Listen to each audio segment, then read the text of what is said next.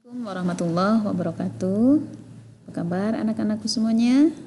Mudah-mudahan kalian dalam keadaan sehat walafiat sehingga bisa mengikuti pembelajaran online untuk mempersiapkan UN ya, terutama UN karena ini pesertanya adalah peserta yang memilih mata pelajaran yang di-UN-kan. Kita semuanya ada berapa? Ibu kemarin ngecek ada sekitar 9 orang yang memilih UN ekonomi nih ya. Memang jumlah yang tidak terlalu banyak nih dibandingkan dengan mapel sosiologi yang di sana hampir seluruhnya di sosiologi. Untuk geografi juga lebih banyak dibandingkan dengan ekonomi. Jadi ekonomi jumlah pemilih mapel UN yang paling sedikit. Mudah-mudahan kalian lebih efektif untuk belajarnya dengan ini ya.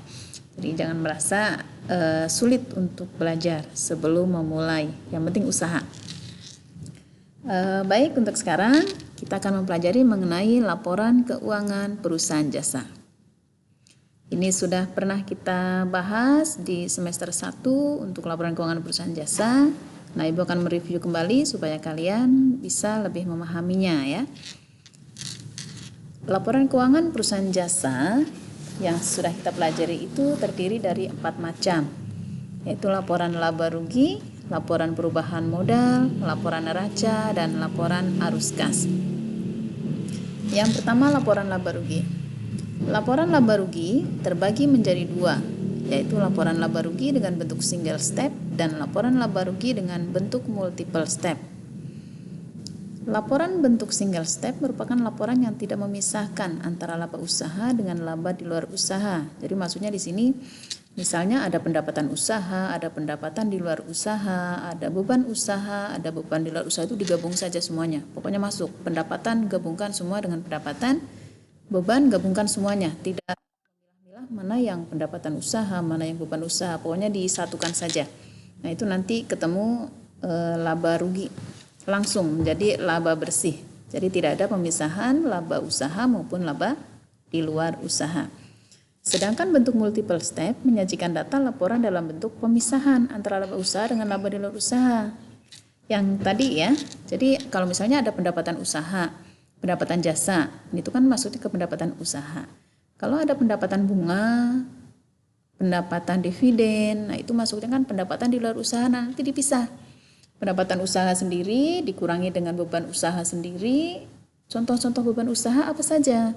Bisa beban gaji, beban iklan, beban sewa. Nah, itu nanti sendiri. Kemudian kalau ada pendapatan di luar usaha, pendapatan bunga nanti juga dipisahkan. Baru nanti ketemu laba usaha berapa, laba di luar usaha berapa, nanti digabung. Hasilnya tapi tetap sama antara laporan yang berbentuk single step maupun yang multiple step, hasilnya sama. Nah, jika dirumuskan laporan laba rugi, rumusnya di sini laba atau rugi adalah pendapatan dikurangi dengan beban. Nah, ini untuk catatan. Jika pendapatan lebih besar daripada beban, maka perusahaan mengalami keuntungan atau laba. Sedangkan jika pendapatan lebih kecil dari beban, maka perusahaan mengalami kerugian. Laporan yang kedua adalah laporan perubahan modal. Laporan perubahan modal menyajikan tentang modal awal yang dimiliki oleh perusahaan, kemudian kenaikan modal jika perusahaan mengalami keuntungan, dan penurunan modal jika perusahaan mengalami kerugian sehingga diperoleh modal akhir. Jika dirumuskan maka akan tampak seperti ini. Modal akhir sama dengan modal awal ditambah pendapatan, ini ditambah ini ya, ditambah pendapatan dikurang beban dikurang price. Ini modal awal ditambah pendapatan dikurang beban dikurang price. Ini. Laporan yang ketiga adalah laporan neraca. Laporan neraca menggambarkan besarnya harta yang dimiliki oleh perusahaan dan besarnya utang serta modal perusahaan. Sehingga jika dirumuskan harta utang plus modal. Laporan arus kas menggambarkan tentang perputaran uang kas dalam perusahaan. Laporan arus kas dikenal dengan sebutan cash flow yang terdiri dari ini, laporan arus kas dari kegiatan operasi, namanya juga operasional. Nah, ini terdiri dari penerimaan dari pendapatan dan pembayaran berupa beban-beban. Yang kedua, laporan arus kas dari kegiatan investasi. Jadi ini uang yang digunakan untuk membeli ataupun hasil dari penjualan aktiva. Nanti masuknya arus kas dari investasi. Kemudian kalau arus kas dari kegiatan pendanaan, ini terdiri dari penerimaan utang. Misalnya kita meminjam uang, itu berarti arus kasnya harus dari pendanaan. Kemudian kalau kita membayar utang, itu juga sama, arus dari pendanaan. Nah, berikut adalah contoh laporan keuangan dua perusahaan ya. Di sini ada perusahaan penjahit Apix dan penjahit Rapih. Ini ada dua macam. Diketahui modal 2 Januari berarti ini modal awal.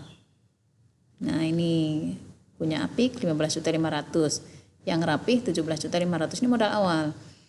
Beban, ini nanti bebannya digabungkan 3 nih, ditambahkan semua 3, ini juga sama tambahkan 3. Terus modal tanggal 31 Desember ini adalah modal akhir. Ini modal akhir Apik sekian, 25.800. Modal akhir Rapih 30.500. Prive untuk Apik 2.500.000, untuk Rapih 3 juta. Nah, berdasarkan data keuangan di atas, maka kesimpulan yang tepat dari perbandingan pendapatan. Jadi ini yang kita cari adalah pendapatannya. Pendapatannya kita cari dulu dari dua perusahaan itu. Nah, ini cara mengerjakannya seperti ini. Baru nanti kita simpulkan perbandingannya ya. Penjelasannya di sini modal awal ditambah pendapatan dikurang beban. Nanti ketemu laba atau rugi. Price-nya sekian. Ya, jadi modal awal ditambah pendapatan dikurang beban, ketemu laba atau rugi, price-nya sekian. Nah, sehingga diketemu modal akhirnya sekian. Kan pendapatan yang dicari, nanti kita rumusnya tetap modal awal ditambah pendapatan dikurang beban dikurang price sama dengan modal akhir. Nah, selisih pendapatan dilihat nih, pendapatan di sini kan 24.600, sedangkan di sini pendapatannya 20.300. Sehingga selisih pendapatannya 4.300.000. Besar mana? Lihat di sini 20, di sini 24, berarti besar yang punya Rapih.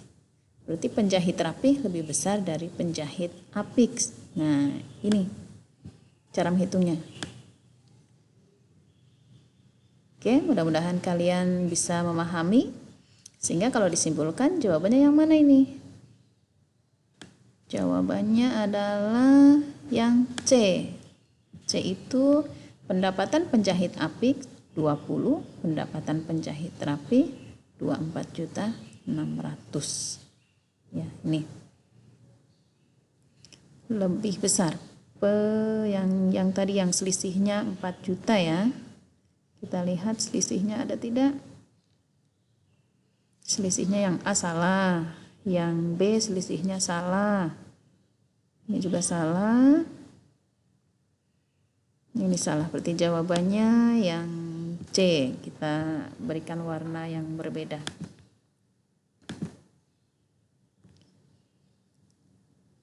Ya, ini salah satu contoh soal mengenai materi laporan keuangan perusahaan jasa. Ini laporan laba rugi ini yang muncul di soal ini ya. Mudah-mudahan kalian memahami semuanya. Nanti jika kurang paham bisa ditanyakan langsung ke saya, bisa melalui WA, bisa melalui media yang lain. Demikian dari saya. Assalamualaikum warahmatullahi wabarakatuh.